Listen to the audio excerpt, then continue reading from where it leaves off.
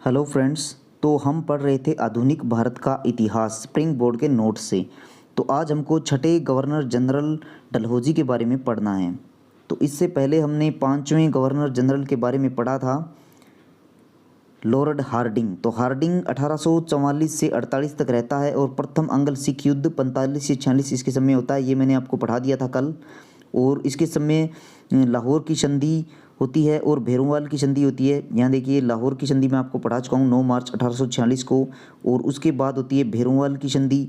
और भैरोवाल की संधि के तहत क्या किया जाता है कि जब तक दिलीप सिंह वयस्क नहीं हो जाता, अंग्रेजी सेना लाहौर में रहेगी। और रानी जिंदा को संरक्षिका के पद से हटा दिया था और उसको शेखपुरा भेज दिया था। तो इसके आगे अब देखते हैं लॉर्ड डलहौजी। तो देखिए, अगर आपने पहली जो 3 क्लासें अगर नहीं देखी है तो वो पहले जाके डिस्क्रिप्शन में लिंक है, देखिए, वरना आपको यहाँ से समझने का कोई भी मतलब नहीं बनता। आप वीडियो को बंद कर सकते हैं क्योंकि ज़्यादा आप समझ नहीं पाएंगे। तो चलिए अब शुरू करते हैं डलहौजी से। तो देखिए, डलहौजी कोई व्यक्ति का नाम नहीं है। डलहौजी एक जगह थी इंग्लैंड में और इसके पिता जो थे वो यहाँ के लॉर्ड थे। इस कारण इसको लॉर्ड डलहौजी कह दिया जाता है। इसका वास्तविक नाम जेम्स ब्राउन रैमजे था। आप केवल जेम्स रैमजे याद रखिए। ये एनटीपीसी में एक बार पूछा गया था कि इसका वास्तविक नाम क्या था, तो जेम्स रैमजे। ये 1848 से 56 तक भारत का गवर्नर जनरल रहता है और काफ़ी यंग एज में ये गवर्नर जनरल बन जाता है, मात्र 36 वर्ष में। आज अगर 36 वर्ष में अगर पीएम बन जाए तो सोचिए कितनी बड़ी बात होगी। तो ऐसी सिचुएशन थी। काफ़ी कुछ करने का जज्बा था इसके अंदर क्योंकि काफ़ी यंग बंदा था। तो इसने आधुनिक भारत का मानचित्र निर्मित किया, इसलिए इसको आधुनिक भारत का मानचित्र निर्माता कहा जाता है डलहौजी को। और डलहौजी ने भारतीय रियासतों का विलय किया था व्यपगत के सिद्धांत के माध्यम से। इस कारण ये काफ़ी, हम इसको चर्चा करते हैं और ये काफ़ी इस कारण विवादों में रहता है इतिहास की किताबों में। तो इसका विलय देखते हैं। तो युद्धों के द्वारा इसने विलय किया था 3 स्थानों का मेनली। पंजाब 1849, यानी कि दूसरा अंग्ल सिख युद्ध इसी के समय होता है 1848 से 49 और पंजाब का विलय कर लिया जाता है। इससे पहले मैं आपको बता ही चुका हूँ कि हार्डिंग प्रथम के समय जो पहला अंग्ल सिख युद्ध हुआ था, अभी पढ़ाया मैंने आपको, 45 और 46 रिवाइज कराया था। और दूसरा सिख युद्ध जो है इसी के समय हो जाता है, डलहौजी के समय, और पंजाब का विलय कर लिया जाता है। इसके बाद देखिए, सिक्किम का विलय करता है 1850 में। सिक्किम की इंटरेस्टिंग स्टोरी मैंने आपको बताई थी जब मैंने आपको पढ़ाया था प्रथम अंग्ल नेपाल युद्ध लॉर्ड हेस्टिंग्स के समय। हेस्टिंग्स आपको याद होगा।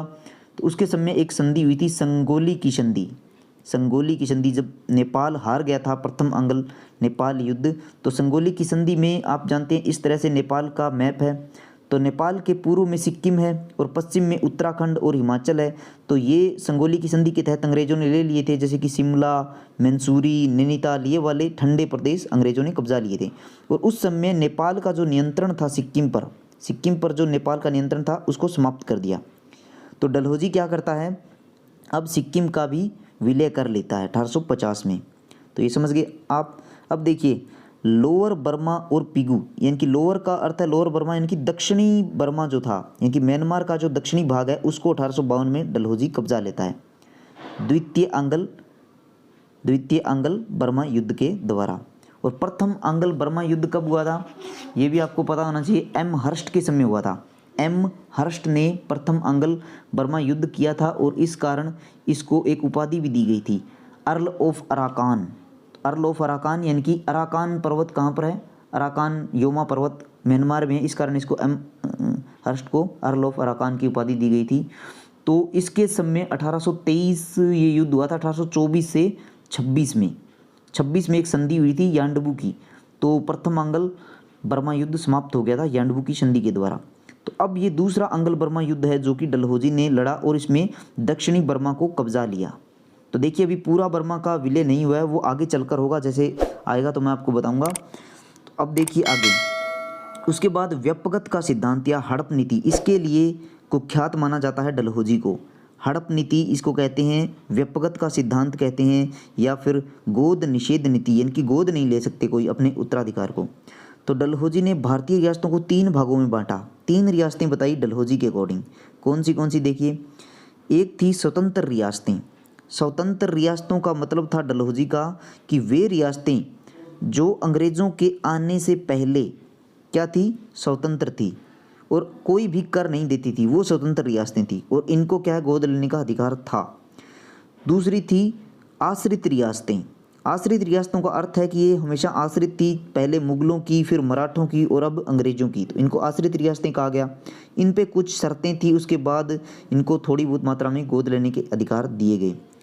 तीसरी जो रियासत थी संरक्षित रियासतें, यानी कि जिन रियासतों को स्थापित ही अंग्रेज़ों ने किया था, उनको गोद लेने की अनुमति बिल्कुल भी नहीं थी। तो यही बातें यहाँ पर लिखी गई है कि जो पहली रियासत प्रकार की रियासतें थी, यानी कि स्वतंत्र रियासतें, उनको गोद लेने की कोई भी मनाही नहीं थी, वो गोद ले सकते थे अपने उत्तराधिकार को। दूसरी व तीसरी रियासतों को गोद लेने से पूर्व अंग्रेज़ों से अनुमति लेनी पड़ती थी, यानी कि जो दूसरी और तीसरी रियासत सी थी, यानी कि आरक्षित और संरक्षित, उनको अगर उत्तराधिकार को गोद लेना है तो पहले अंग्रेज़ों से अनुमति लीजिए। दूसरी प्रकार की जो रियासतें थी उनको यथासंभव अनुमति दी जाती थी, लेकिन जो तीसरी प्रकार की यानी कि संरक्षित रियासतें थी, जो अंग्रेज़ों के कारण ही निर्मित हुई थी, उनको ये अनुमति बिल्कुल भी नहीं थी गोद लेने की। तो ये था व्यक्तिगत का सिद्धांत और इसके तहत अंग्रेज़ों ने कई जो रियासतें थी उनका विलय किया गया। तो वो यहाँ पर देखिए, सबसे पहले सतारा का विलय किया गया था। तो पूछा जाता है कि व्यक्तिगत के सिद्धांत के तहत सबसे पहले किसका विलय किया गया था, तो सबसे पहले सतारा का विलय किया गया था 1848 में। उसके बाद दो रियासतें जेतपुर और संबलपुर उड़ीसा में है, तो इनका विलय किया गया 1849 में। अब जेतपुर कहाँ है इसका मुझे भी कोई आइडिया नहीं है, मैंने कई क्लासें देख ली यूट्यूब पर भी, कोई भी ये बताने को तैयार नहीं है कि जेतपुर कहाँ है एग्जैक्टली। वैसे जेतपुर थर्मल पावर प्लांट शायद महाराष्ट्र में है, तो महाराष्ट्र और गुजरात के आसपास ही क्षेत्र होगा। बघाट, फिर 1850 में बघाट का विलय किया गया, तो बघाट का 1850 में विलय हुआ। बघाट का भी मुझे आइडिया नहीं है कि कहाँ है। अगर आपको पता है जेतपुर और ये बघाट कहाँ पर है वर्तमान में भारत में, तो कमेंट सेक्शन में बता दीजिए ताकि सबको पता चल जाए। उसके बाद देखिए उदयपुर, ये उदयपुर नहीं है, ये उदयपुर है और ये मध्य प्रदेश में है, तो इसको 1852 में ब्रिटिश साम्राज्य में मिला लिया गया। उसके बाद अगली रियासत आती है झांसी, ये तो काफ़ी सब लोग जानते होंगे, झांसी वाली रानी लक्ष्मीबाई। तो 1853 में झांसी का विलय कर लिया गया और 1854 में नागपुर, आज का जो नागपुर है महाराष्ट्र में, कॉटन के लिए काफ़ी फेमस है, तो 1854 में नागपुर का विलय कर लिया गया। और 55 में क्या किया गया, करौली, राजस्थान का ज़िला है करौली, इसका विलय कर लिया गया। लेकिन इंटरेस्टिंग ये है कि करौली के विलय को बाद में रद्द कर दिया गया, जब कोर्ट ऑफ डायरेक्टर ने कहा तो करौली के विलय को रद्द कर दिया गया। तो ये सब विलय थे।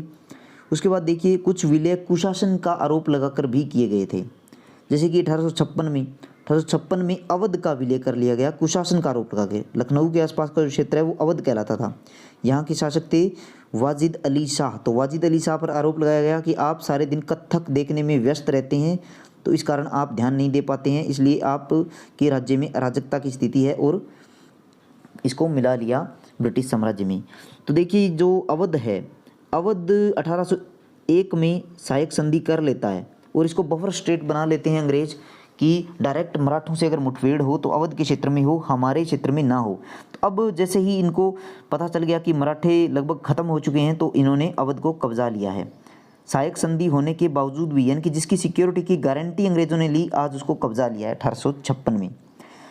तो इसके बारे में एक कथन है डलहौजी का। डलहौजी अवध के बारे में कहता है कि एक दिन यह चेरी एक फल होता है, यह चेरी हमारे मुंह में आकर गिरेगी। और इन्होंने क्या किया, अवध को कब्जाने के बाद यहाँ का जो राजा था वाजिद अली शाह, उसको कलकत्ता भेज देते हैं।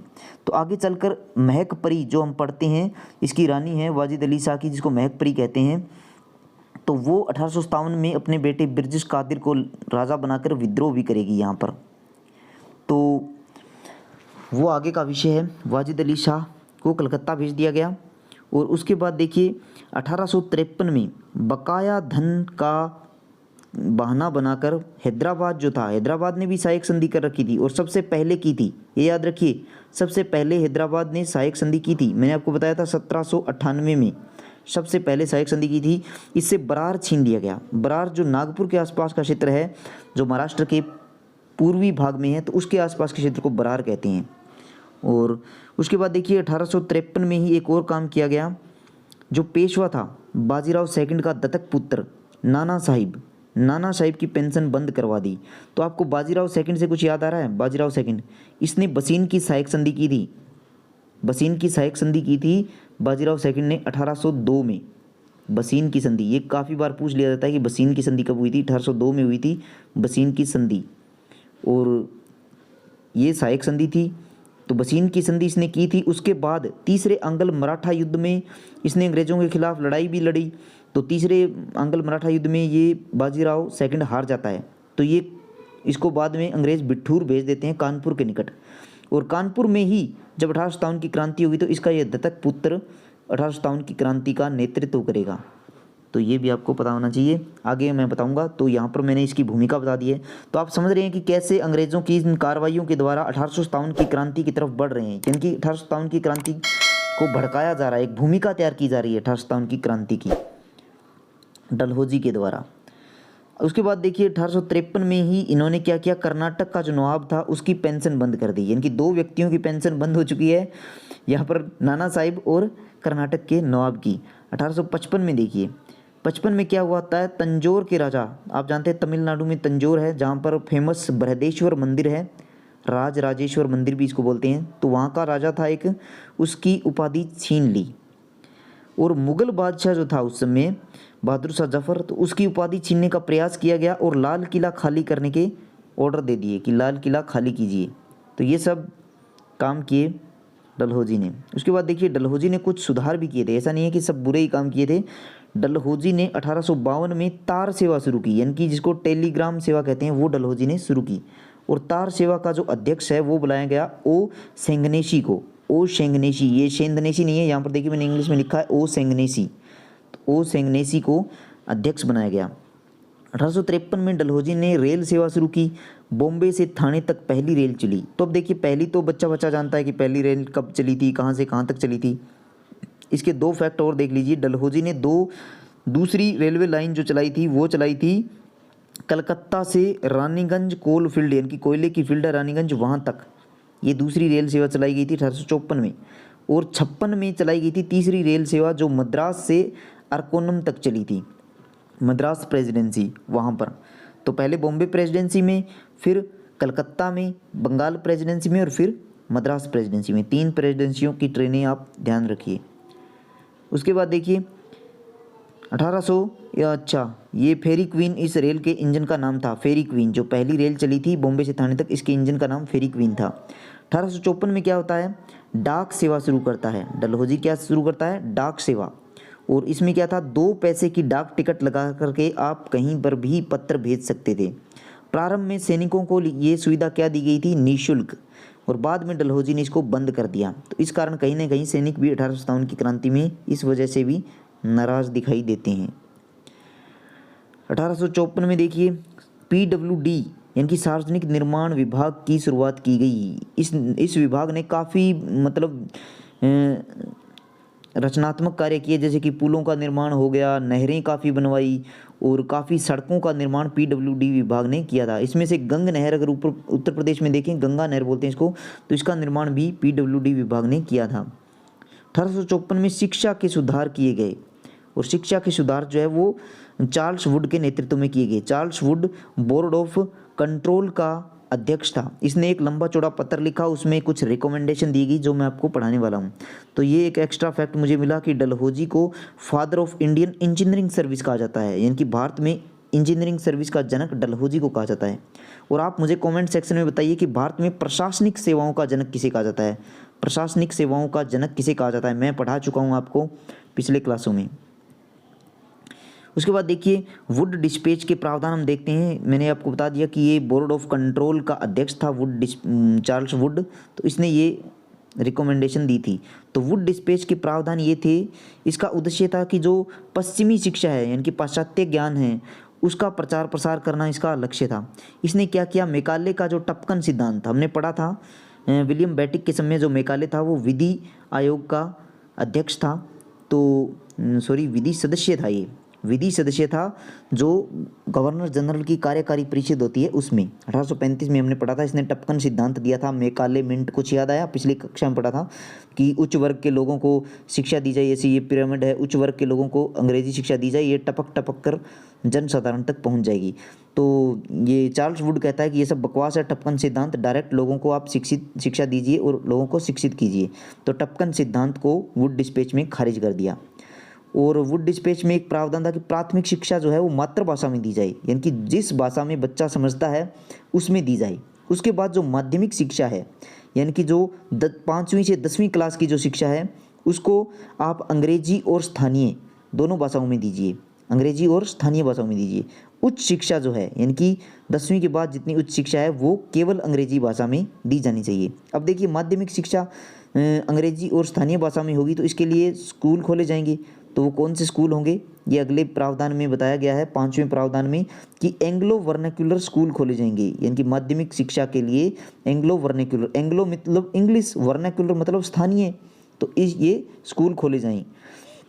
उसके बाद देखिए, छठा प्रावधान था कि जो अंग्रेज़ों के पास 5 प्रांत थे उनमें क्या है कि शिक्षा विभाग स्थापित किया जाए, एजुकेशन डिपार्टमेंट बनाया जाए, और इसमें क्या है, कमिश्नर की नियुक्ति की जाए, और वो कमिश्नर सीधा गवर्नर जनरल को रिपोर्ट करे, शिक्षा से संबंधित जो भी बात है वो गवर्नर जनरल तक पहुंचाए।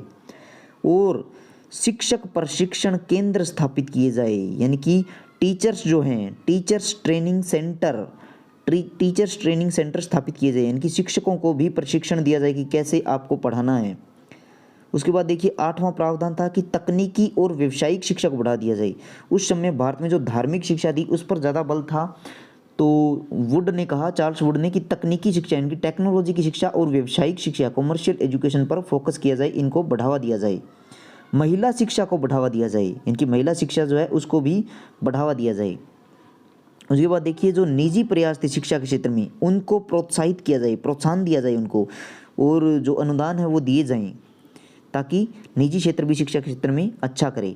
कलकत्ता, बॉम्बे और मद्रास में यूनिवर्सिटीज़ खोली जाए, यानी कि विश्वविद्यालय खोले जाए तीनों प्रेसिडेंसियों में। ये देखिए, प्रेसिडेंसी थी, बड़े शहर थे, प्रेसिडेंसियाँ थी। तो वुड डिस्पैच को इसी कारण क्या कहा जाता है, भारतीय शिक्षा का मैग्ना कार्टा कहा जाता है वुड डिस्पैच को। उसके बाद देखिए, डलहौजी के प्रशासनिक सुधार देखते हैं।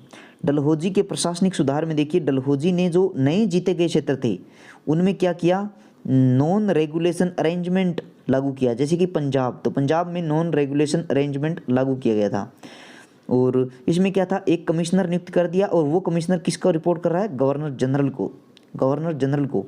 लेकिन बाद में ये ज़्यादा सफल नहीं हुआ, और बाद में इसको पंजाब को एक अलग स्टेट बना दिया गया था। उसके बाद देखिए, सैनिक सुधार किए डलहौजी ने। तो सैनिक सुधारों में क्या किया, आपको पता है कि कलकत्ता में इनका हेडक्वार्टर होता था अंग्रेज़ों का, तो कलकत्ता से इन्होंने क्या किया, जो मुख्यालय था उसको शिमला में लेके गए। शिमला इनको संगोली की संधि के तहत मिल ही चुका था, मैंने आपको बताया था संगोली की संधि। प्रथम अंग्ल नेपाल युद्ध 1814 से 1816 लॉर्ड हेस्टिंग्स के समय लड़ा गया था। तो लॉर्ड हेस्टिंग्स के समय युद्ध लड़ा गया था, और इसमें संगोली की संधि हुई थी, और शिमला प्रांत इनको मिल गया था। और अंग्रेज़ों को भारत में काफ़ी गर्मी लगती थी, इस कारण ये शिमला में अपना हेडक्वार्टर ले जाते हैं। उसके बाद देखिए, तोपखाना अंग्रेज़ों ने कलकत्ता से मेरठ लेके आ गए, यानी कि इंडिया के बीच में लेके आ गए। पहले क्या था, एक साइड में था, पूर्वी भाग में था, और ये तोपखाना आगे जाकर 1857 में अंग्रेज़ों की काफ़ी मदद भी करता है, और कुछ समय के लिए भारतीय क्रांतिकारियों ने इस तोपखाने के द्वारा अंग्रेज़ों को परेशान भी किया था। उसके बाद अंग्रेज़ों ने ये प्रावधान किया कि तोपखाना किसी भी भारतीय को नहीं देना। डलहौजी ने देखिए, सेना में जो सिख और गुरखा थे उनकी संख्या बढ़ा दी, और जो यूरोपीय सैनिक थे उनकी संख्या भी बढ़ा दी। ये काम डलहौजी ने किया। और मैंने आपको बताया था डलहौजी ने द्वितीय अंग्ल सिख युद्ध किया था, उसकी डिटेल यहाँ पर दी गई है।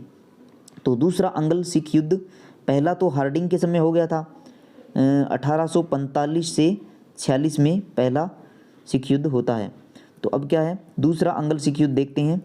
इसमें क्या था कि इसका कारण था, जो 2 गवर्नर थे, मुल्तान का गवर्नर मूलराज और हजारा का गवर्नर चल्लर सिंह, इन दोनों ने विद्रोह कर दिया था और अंग्रेज अधिकारियों की हत्या कर दी थी। इस कारण ये युद्ध शुरू हो जाता है, और डलहौजी ने गफ को भेजा, गफ के नेतृत्व में सेना भेजी कि जाओ पंजाब पर अटैक करो। लेकिन गफ क्या करता है, चिलियांवाला का युद्ध होता है, वो अनिर्णायक युद्ध साबित होता है। इस कारण डलहौजी ने गफ को हटा दिया, और गफ के स्थान पर नियुक्त कर दिया नेपियर को। और नेपियर आप जानते हैं कि मैंने आपको बताया था 1843 में ये बंदा सिंध का विलय कर चुका था, यानी कि सिंध पर विजय पाई थी इस बंदे ने, तो काफ़ी एक्सपीरियंस बंदा था। नेपियर को भेजता है और नेपियर इसमें भी सफल होता है। तो नेपियर ने पंजाब को जीत लिया और इस युद्ध को तोपों का युद्ध कहा गया। तो तोप वगैरह चलाई गई। तो इसको गुजरात का युद्ध क्यों कहा गया, ये प्रश्न मुझे भी समझ नहीं आया कि गुजरात का युद्ध क्यों कहा गया। अगर आपको पता है तो बता दीजिए, मुझे भी पता चल जाएगा कि इसको गुजरात का युद्ध क्यों कहा गया। तो इसमें सिखों की निर्णायक हार होती है, पंजाब का विलय कर लिया जाता है 1849 में। तो एक बात याद रखिए, जो भारत का अंतिम स्वतंत्र राज्य था पंजाब, जिसका कि विलय कर लिया गया। देखिए 1839 में राजा रणजीत सिंह की मृत्यु होती है और अयोग्य जो उत्तराधिकारी होते हैं उनकी वजह से मात्र 10 साल में इस साम्राज्य का पतन हो जाता है। तो हेनरी लॉरेंस आपको पता है रेजिडेंट था पंजाब का, उसको ये अच्छा नहीं लगा कि ये कोई तरीका होता है कि एक स्वतंत्र राज्य को ऐसे ही युद्ध के द्वारा इसका विलय कर लिया गया छोटी सी बात को लेकर। तो ये अपना इस्तीफा देता है और वापस चला जाता है। अंग्रेज़ों ने जो कोहिनूर हीरा था, कोहिनूर हीरा का मैंने आपको बताया था शायद, या मुझे याद नहीं, चलिए वो बता देता हूँ। तो रणजीत सिंह को ये कोहिनूर हीरा शाह सूजा से मिला था। शाह सूजा जो अफ़गान का शासक था, शाह सूजा, हमने जिक्र किया था ना, वो त्रिपक्षीय संधि हुई थी शाह सूजा रणजीत सिंह और अंग्रेज़ों के बीच में। तो शाह सूजा से ये हीरा रणजीत सिंह ने ले लिया था। और रणजीत सिंह के पुत्र थे दिलीप सिंह, तो ये हीरा पंजाब में था दिलीप सिंह के पास। अब दिलीप सिंह से ये हीरा ले लिया अंग्रेज़ों ने और हीरा चला गया लंदन में।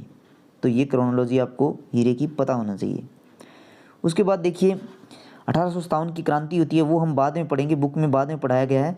लेकिन 1857 की क्रांति के बाद क्या हुआ उसके बारे में ये गवर्नर जनरल में दिया गया है। तो 1858 में एक अधिनियम आता है, भारत परिषद अधिनियम 1858। इसके कुछ प्रावधान देखिए। इसमें क्या किया गया कि ईस्ट इंडिया कंपनी का शासन समाप्त कर दिया गया। ईस्ट इंडिया कंपनी का शासन पूरी तरह समाप्त कर दिया गया और बोर्ड ऑफ डायरेक्टर और बोर्ड ऑफ कंट्रोल को समाप्त कर दिया गया। बोर्ड ऑफ कंट्रोल और बोर्ड ऑफ डायरेक्टर को पूरी तरह से समाप्त कर दिया गया। और अब ये बने कब थे इसके बारे में इस पुस्तक में जानकारी नहीं है, लेकिन मैंने लक्ष्मीकांत की बुक से ये डेटा लिया है। तो यहाँ देखिए, बोर्ड ऑफ डायरेक्टर को बनाया गया था 1773 के रेगुलेटिंग एक्ट के द्वारा। इनकी 1773 का जो रेगुलेटिंग एक्ट था उसके द्वारा बनाया गया था। और ये क्या थी, जो कंपनी का व्यापारिक मामले थे उसको देखता था। कंपनी की गवर्निंग बॉडी थी एक तरह से, यानी कि ब्रिटिश सरकार का नियंत्रण हो गया कंपनी पर। ब्रिटिश सरकार देखती थी कि रेवेन्यू कहाँ से आ रहा है, कितना आ रहा है, कितना टैक्स वगैरह है, वो सब देखती थी कोर्ट ऑफ डायरेक्टर के माध्यम से। इसमें बहुत ज़्यादा, इसमें काफ़ी सदस्य होते थे, ये मुझे भी पता नहीं कितने सदस्य थे, अभी याद नहीं मुझे। 1773 के रेगुलेटिंग एक्ट के द्वारा बोर्ड ऑफ डायरेक्टर को बनाया गया था। और बोर्ड ऑफ कंट्रोल मैंने यहाँ लिख दिया है, देखिए नीचे बोर्ड ऑफ कंट्रोल। तो बोर्ड ऑफ कंट्रोल को राजनीतिक मामलों के लिए बनाया गया पीट्स इंडिया एक्ट के द्वारा। यानी कि 1773 के एक्ट में थोड़ी बहुत जो कमियाँ थी उसको सेट किया गया, तो पीट्स इंडिया एक्ट आता है, उसके द्वारा बोर्ड ऑफ कंट्रोल को बनाया गया। ये कंपनी के राजनीतिक मामले देखता था। तो चलिए, ये मैंने बता दिया आपको कि इनको समाप्त कर दिया गया 1858 के द्वारा। प्रशासनिक ये भारत परिषद अधिनियम 1858 के द्वारा इनको समाप्त किया गया। और भारत का जो शासन है अब प्रत्यक्ष रूप से किसके पास आ गया, क्राउन के पास आ गया, यानी कि ब्रिटेन की महारानी के पास। और क्राउन के अधीन क्या किया गया, भारत सचिव की नियुक्ति की गई। भारत सचिव, जैसे भारत सचिव आज भी हम देखते हैं, तो ये एक तरह से मंत्री था, भारत मंत्री कह सकते हो आप इसको। तो भारत जो है इसको एक स्टेट की तरह काम में लिया जाने लगा और भारत सचिव बना दिया गया, जो कि भारत का मामला देखता था और संसद में ये जवाबदेह होता था संसद के प्रति, भारत सचिव।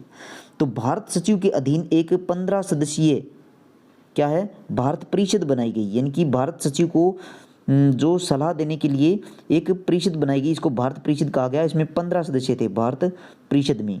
और इसका मुख्यालय इंडिया हाउस, लंदन में था। इंडिया हाउस आज भी है, ये इंडिया हाउस कहलाता था इसका मुख्यालय, ये लंदन में था। फिर भी भारत परिषद का जो खर्चा था वो भारत सरकार देती थी, यानी कि पैसा भारत से जाता था इसके लिए, भारत परिषद के लिए।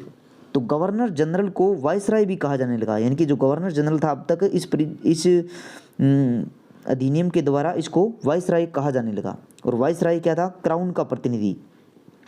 और भारत का जो मैंने बताया प्रथम सचिव, तो पर्सन सचिव बनाया गया चार्ल्स वुड को, ये पहले सचिव थे और ये बोर्ड ऑफ कंट्रोल के अध्यक्ष थे, मैंने आपको बताया था। और इन्होंने ही वुड डिस्पैच का जो सुझाव है वो दिया था। भारत के प्रथम वाइसराय किसे बनाया जाता है? लॉर्ड कैनिंग को। कैनिंग आया तो था गवर्नर जनरल बनकर भारत का, और इस अधिनियम के द्वारा ये बन गया भारत का वाइसरॉय।